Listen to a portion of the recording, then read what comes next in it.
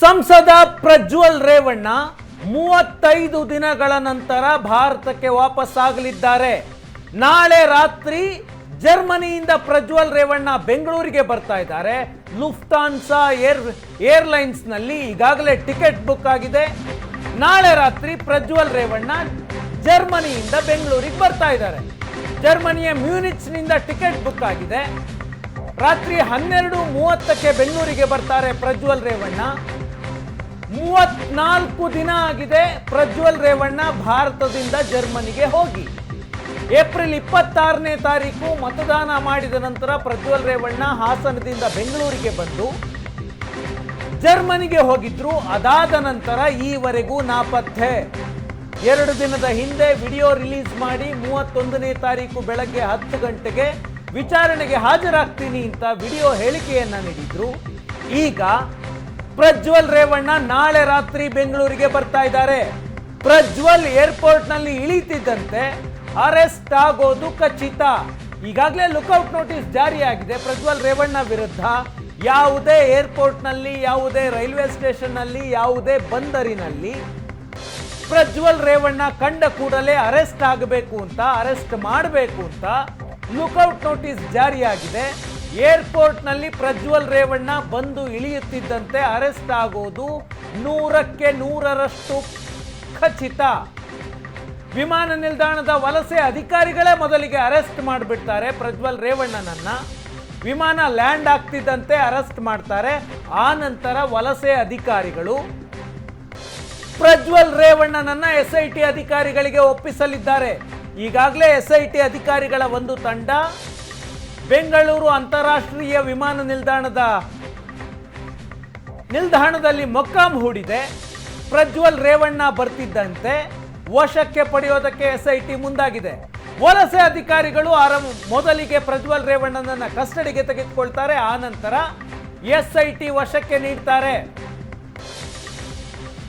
ಪ್ರಜ್ವಲ್ ರೇವಣ್ಣ ವಿರುದ್ಧ lookout notice ಇದೆ. ಹಾಗಾಗಿ ಏರ್ಪೋರ್ಟ್ ನಲ್ಲಿ ಇಳಿದು ಮನೆಗೆ ಹೋಗಿ ಆನಂತರ SIT ಮುಂದೆ ಶರಣಾಗತಿಯಾಗುವಂತಹ ಅವಕಾಶ ಪ್ರಜ್ವಲ್ ರೇವಣ್ಣಗಿಲ್ಲ. ಪ್ರಜ್ವಲ್ ರೇವಣ್ಣ ತಮ್ಮ ವಿಡಿಯೋ ಹೇಳಿಕೆಯಲ್ಲಿ ಹೇಳಿದ್ರು 31ರ ಬೆಳಗ್ಗೆ 10 ಗಂಟೆಗೆ SIT ಮುಂದೆ ನಾನೇ ಹಾಜರಾಗ್ತೀನಿ ಅಂತ. ಆದರೆ ಪ್ರಜ್ವಲ್ ರೇವಣ್ಣಗೆ ಈ ಹಾಜರಾಗುವ ಅಥವಾ ಶರಣಾಗುವಂತಹ ಅವಕಾಶ ಇಲ್ಲ. ಯಾಕಂದ್ರೆ ಪ್ರಜ್ವಲ್ ರೇವಣ್ಣ ವಿರುದ್ಧ 3 ಅತ್ಯಾಚಾರದ ಕೇಸ್ಗಳು ದಾಖಲಾಗಿದ್ದಾವೆ. 3 ಕೂಡ ಗಂಭೀರವಾದಂತಹ ಪ್ರಕರಣಗಳು. ಪ್ರಜ್ವಲ್ ರೇವಣ್ಣ ವಿರುದ್ಧ ಅತ್ಯಾಚಾರದ ಕೇಸ್ಗಳು ದಾಖಲಾಗಿರುವಂತಹ ಕಾರಣದಿಂದ ಪ್ರಜ್ವಲ್ ರೇವಣ್ಣ ಏರ್ಪೋರ್ಟ್ ನಲ್ಲೇ ಅರೆಸ್ಟ್ ಆಗುವ ಸಾಧ್ಯತೆ ಹೆಚ್ಚಾಗಿದೆ. ಹೊಳೆನರಸೀಪುರದಲ್ಲಿ 1 FIR, CID ಸೈಬರ್ ಪೊಲೀಸ್ ಠಾಣೆಯಲ್ಲಿ 2 FIR, 3 ಕೂಡ ಅತ್ಯಾಚಾರದ 376 ಸೆಕ್ಷನ್ಗಳ ಅಡಿಯಲ್ಲಿ FIR ದಾಖಲಾಗಿದೆ. 3 ರೇಪ್ ಕೇಸ್ಗಳು. ಹಾಗಾಗಿ ಪ್ರಜ್ವಲ್ ರೇವಣ್ಣ ಬೆಂಗಳೂರಿಗೆ ಬರ್ತಿದ್ದಂತೆ ಅರೆಸ್ಟ್ ಆಗೋದು 100ಕ್ಕೆ 100ರಷ್ಟು ಖಚಿತ. ನಾಳೆ ರಾತ್ರಿನೇ ಪ್ರಜ್ವಲ್ ರೇವಣ್ಣನನ್ನ ಅರೆಸ್ಟ್ ಮಾಡ್ತಾರೆ SIT ಅಧಿಕಾರಿಗಳು. ಮೇ 31ಕ್ಕೆ ಹಾಜರಾಗ್ತೀನಿ ಅಂತ ಹೇಳಿದ್ರು. ಮೇ 31ಕ್ಕೆ SIT ಅಧಿಕಾರಿಗಳು ಪ್ರಜ್ವಲ್ ರೇವಣ್ಣನವರನ್ನ ಬಂಧಿಸಿ ಕೋರ್ಟ್ ಮುಂದೆ ಹಾಜರುಪಡಿಸುವಂತಹ ಸಾಧ್ಯತೆ ಇದೆ. ಪ್ರಜ್ವಲ್ ರೇವಣ್ಣ 3 ರೇಪ್ ಕೇಸ್ಗಳಲ್ಲಿ 2ರಲ್ಲಿ A1 ಇದ್ದಾರೆ, ಮತ್ತೊಂದರಲ್ಲಿ A2 ಆರೋಪಿ. ಹೊಳೆ ನರಸೀಪುರದಲ್ಲಿ ದಾಖಲಾಗಿರುವಂತಹ ಪ್ರಕರಣದಲ್ಲಿ ಪ್ರಜ್ವಲ್ ರೇವಣ್ಣ ಆರೋಪಿ ನಂಬರ್ 2.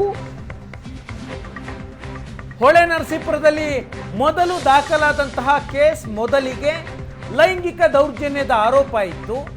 ಲೈಂಗಿಕ ದೌರ್ಜನ್ಯದ ಸೆಕ್ಷನ್ಸ್ನ ಅಡಿಯಲ್ಲೇ FIR ದಾಖಲಾಗಿತ್ತು. ಆ ನಂತರ ಆ ಕೇಸ್ನಲ್ಲಿ 376 ಸೆಕ್ಷನ್ಸ್ ಸೇರಿಸಲಾಗಿದೆ. ಅದರಲ್ಲಿ ಆರೋಪಿ ನಂಬರ್ 1 HD ರೇವಣ್ಣ ಇದ್ದಾರೆ. ಆರೋಪಿ ನಂಬರ್ 2 ಪ್ರಜ್ವಲ್ ರೇವಣ್ಣ ಇದ್ದಾರೆ. CID ಸೈಬರ್ ಸ್ಟೇಷನ್ ನಲ್ಲಿ ದಾಖಲಾಗಿರುವಂತಹ 2 ದೂರುಗಳಲ್ಲಿ 2 FIR ನಲ್ಲಿ ಪ್ರಜ್ವಲ್ ರೇವಣ್ಣನೇ A1 ಆರೋಪಿ.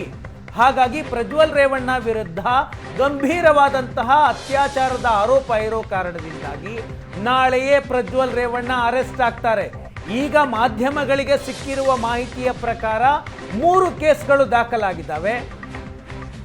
10ಕ್ಕೂ ಹೆಚ್ಚು ಸಂತ್ರಸ್ತೆಯರು SIT ಅಧಿಕಾರಿಗಳನ್ನು ಸಂಪರ್ಕಿಸಿ ಹೇಳಿಕೆಯನ್ನು ಕೊಟ್ಟಿದ್ದಾರೆ ಅನ್ನುವಂತಹ ಮಾಹಿತಿ ಇದೆ. ಅದರ ಆಧಾರದ ಮೇಲೂ ಕೂಡ SIT ಅಧಿಕಾರಿಗಳು ಇನ್ನೂ ಹೆಚ್ಚಿನ FIRಗಳನ್ನು ದಾಖಲಿಸಿಕೊಂಡಿರುವಂತಹ ಸಾಧ್ಯತೆ ಇದೆ.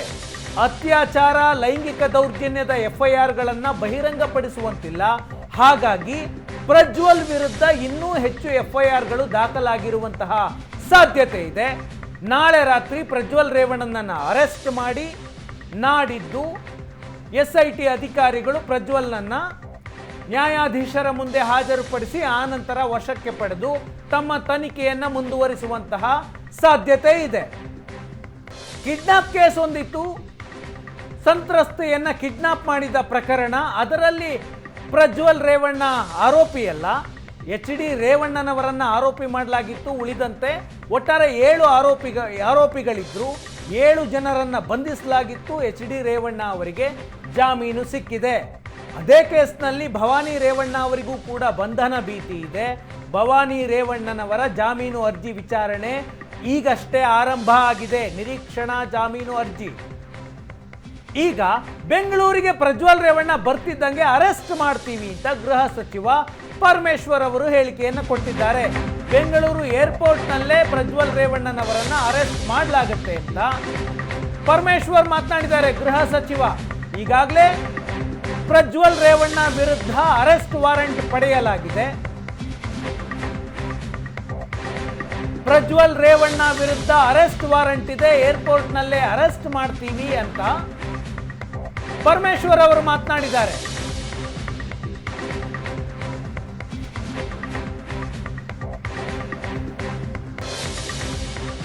ವಾರಂಟ್ ಇಶ್ಯೂ ಆಗಿರೋದ್ರಿಂದ ಅರೆಸ್ಟ್ ಮಾಡಲೇಬೇಕು. ಅವ್ರನ್ನ ಅರೆಸ್ಟ್ ಮಾಡ್ತಾರೆ. ಅವರು SITನವ್ರ ಕೆಲಸ ಅವ್ರಿಗೆ ಕಾಯ್ತಾ ಇದ್ದಾರೆ.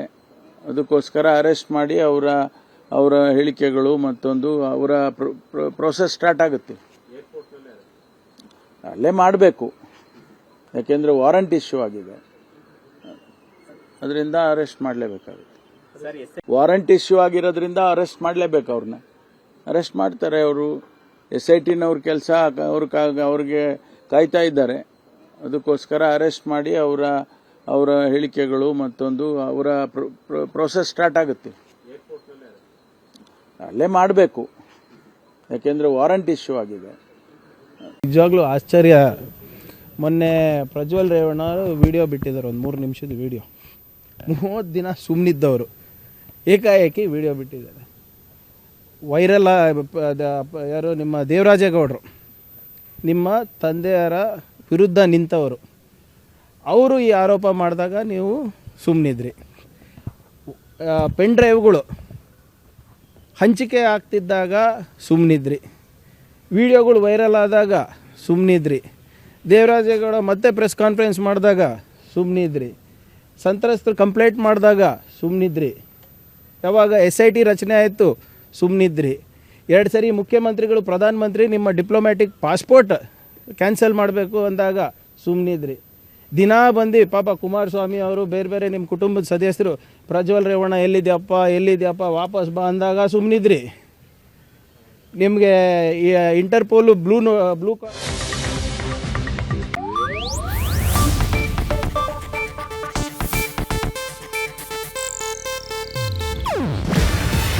ಇದು ಏಷ್ಯಾನೆಟ್ ನ್ಯೂಸ್ ನೆಟ್ವರ್ಕ್ ಪ್ರಸ್ತುತಿ. ನೀವು ನೋಡ್ತಿದ್ದೀರಾ ಏಷ್ಯಾನೆಟ್ ಸುವರ್ಣ ನ್ಯೂಸ್.